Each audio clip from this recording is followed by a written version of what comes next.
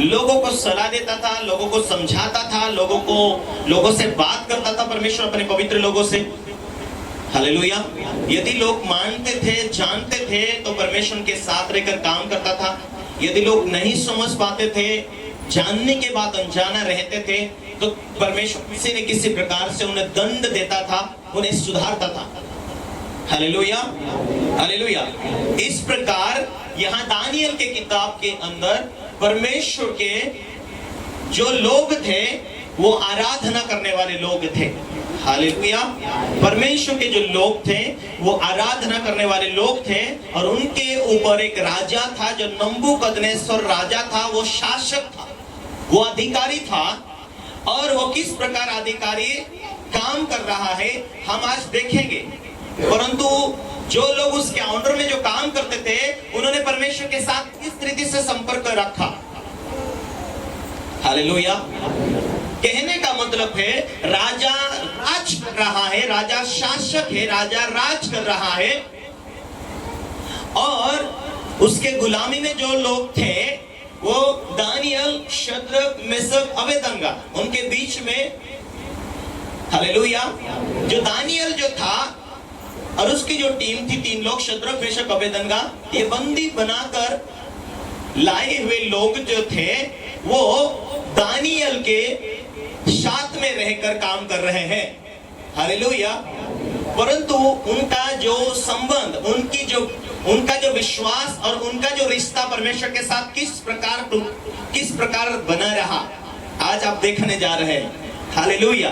आज आपका रिश्ता किस प्रकार अटूट होना चाहिए परमेश्वर के साथ, आपके व्यवहार, आपका विश्वास किस प्रकार जुड़ा हुआ रहना चाहिए। हालेलुया। जब दुनिया की परिस्थिति, लोगों की परिस्थिति आपके ऊपर प्रेशर डालती है, आपकी गरीबी, आपकी दुख, आपकी तकलीफें, आपका विश्वास जब डगमगाता है, इसका मतलब है कि परमेश्वर के साथ विश्वास की कमियों के कारण आपका विश्वास हिलने लगता है। उस रीति से वहां पर जो लोग थे उनका विश्वास अटूट था, उनकी प्रार्थनाएं एक स्थिर और मजबूत थी। Hallelujah, hallelujah. Thank you Jesus.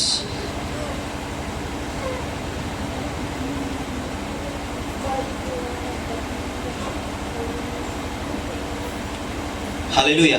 कुछ दिन पहले, कुछ साल पहले आप लोगों ने सुना है, लेकिन कुछ लोगों ने नहीं सुना, तो आज ध्यान देकर सुनना है। यीशु मसीह से आने से पहले उस टाइम में भी परमेश्वर की बातों को मानने वाले बहुत सारे लोग थे। हालेलुया। लेकिन यहाँ पर बाइबल खोलते हैं आपको जूना करार में पेज नंबर 1035 में मिलेगा, और दानियल का किताब 3 अध्याय 19वें वचनों से कोई पढ़े।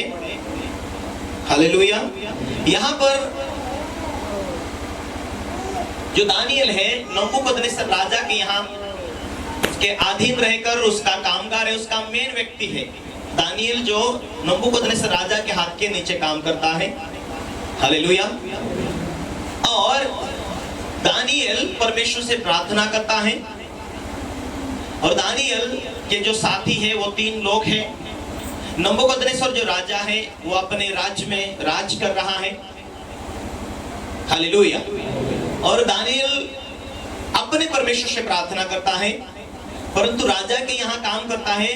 राजा को यह भी मालूम है कि ये मेरी देवता की सेवा नहीं करता, ये मेरी देवता की पूजा नहीं करता। दानियल उसके अपने परमेश्वर की सेवा करता।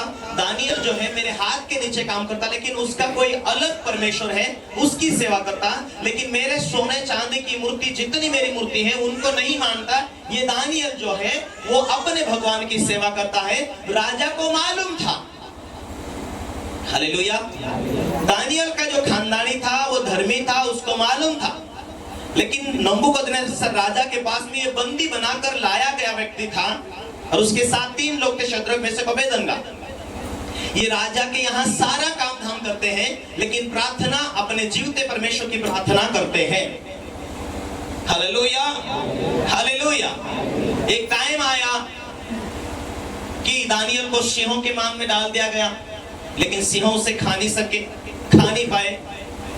और जब राजा सपना देखता था, जब राजा दिक्कत में था, तो दानियल के पास जाता था, दानियल मुझे ऐसा सपना हुआ है कि तू जिस परमेश्वर की उपासना करता, जिस परमेश्वर की प्रार्थना करता, क्या वो तेरी प्रार्थना सुनता है? तो मेरे सपने के अंदर ये घटना दिखाई दी, उसका फल क्या होगा, उसका कारण क्या होगा? तो दानियल सारा सपनों का भेद बताता था। सारे लोगों को मालूम था। एक बार दानियल को सिंहों के मांग में डाल दिया, फिर भी परमेश्वर उसे जीवित बचा रखा। दूसरे उन विरोधी लोगों को डालकर देखा तो उन्हें तुरंत सिंह ने फाड़ कर खाया, परंतु दानियल को परमेश्वर ने खाने नहीं दिया। ऐसी घटना राजा ने कई बार देखी थी कि दानियल के साथ परमेश्वर रहता है, दानियल के अंदर परमेश्वर का उत्तम आत्मा रहता है, सारी बातों का भेद दानियल बता सकता है। ये सारी बातें नबूकदनेस्सर राजा को मालूम थी। हालेलुया। ये सारी बातें नबूकदनेस्सर राजा को मालूम थी। पर एक दिन और ऐसा हुआ कि राजा जो अपने क्षेत्र के अंदर मशहूर है, अपने राजपाट में जिस इलाके के अंदर राजा बहुत मशहूर है और धन संपत्ति में भी, इसलिए राजा अपने लोगों की प्रेरणा के द्वारा, अपनी प्रेरणा के द्वारा एक बहुत बड़ी मूर्ति बनाता है, सोने चांदी की मूर्ति बनाता है, और सारे इलाके के लोगों को पूजा पात्री करने के लिए दानियल, ये राजा नबूकदनेस्सर राजा तैयार करता है। हालेलुया। लेकिन दानियल, उसके साथी शद्रक, मेशक, अबेदनगो, ये तीनों लोग मिलकर, चारों लोग परमेश्वर की आराधना करते हैं। और उनका एक प्लान बना, राजा का एक प्लान बना, मेरी सोने चांदी की मूर्ति इतनी 60 हाथ चौड़ी, 6 हाथ चौड़ी, 60 हाथ ऊंची, ऐसी मैं मूर्ति बना रहा हूं। इसके सामने सारे इलाके के लोग आकर इसको दंडवत करना चाहिए, और जो मेरी मूर्ति के सामने दंडवत नहीं करेगा उसे हाथ पैर बांधकर धधकती हुई आग के भट्टे में डाल दिया जाएगा। हालेलुया। तो राजा का यह आदेश निकला, सोने चांदी की बहुत बड़ी उसने मूर्ति बनाई। और उस टाइम में ये तीन लोग, शद्रक, मेशक, अबेदनगो, ये तीनों लोग जहां पर थे, उन्होंने राजा को कहा, हे राजा, हमें मालूम है हम जीवते परमेश्वर की सेवा करते हैं, हम तेरी मूर्ति के सामने नहीं झुकेंगे। राजा, तुझे जो करना कर, हमें हाथ पैर बांधकर हमें आग में जला दे।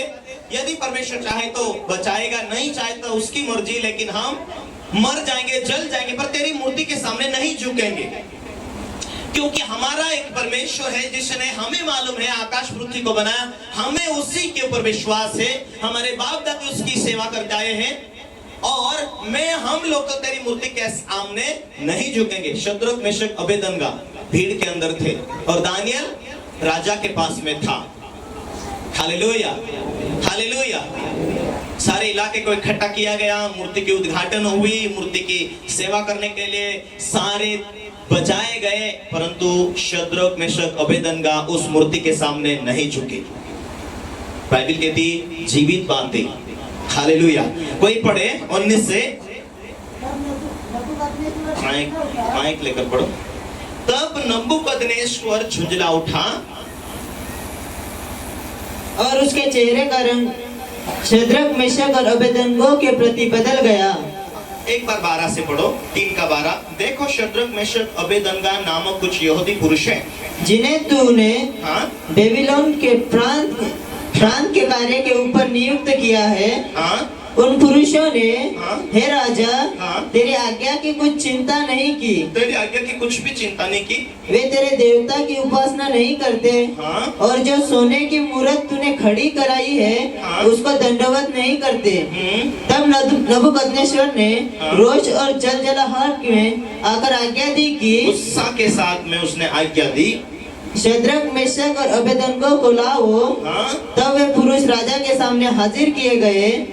नबूकदनेस्सर ने उसने पूछा, हे शद्रक, मेशक और अबेदनगो, तुम लोग जो मेरे देवता की उपासना नहीं करते और मेरी खड़ी कराई हुई सोने की मूर्त को दंडवत नहीं करते, तो क्या तुम जानबूझकर हो, तुम जानबूझकर ऐसा करते हो। यदि तुम अभी तैयार हो हाँ, कि जब नरसिंह बांसुरी बीना राजा ने कहा अभी भी यदि तैयार हो, अभी बजाएंगे, अभी झुके तो अच्छी बात है, तुम बच सकोगे।